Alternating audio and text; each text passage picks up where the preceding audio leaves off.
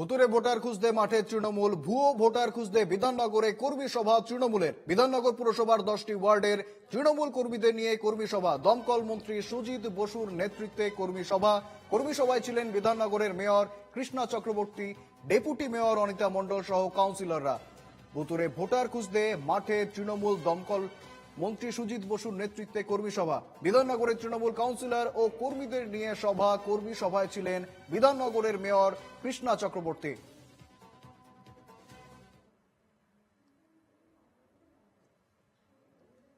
তা আমরা মনে করি সেই কাজ করতে গেলে আমাদের আজকে কর্মী সভা আমরা একদিনের নোটিশেই ডেকেছি।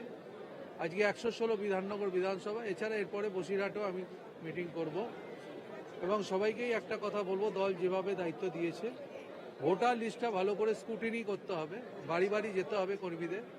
সেটাই আজকে মিটিং থেকে নির্দেশ আমরা দেবো, যেটা দল নির্দেশ দিয়েছে।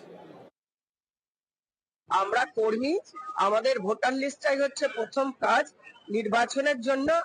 আমরা প্রত্যেকটা বিধানসভায় এইভাবে কাজ হচ্ছে। আমরা মেয়র, ডেপুটি মেয়র সুজিত ঘোষের নেতৃত্বে সমস্ত কাউন্সিলর এবং 116 বিধানসভা সবাই কর্মীরা, আমাদের এটা যুদ্ধ।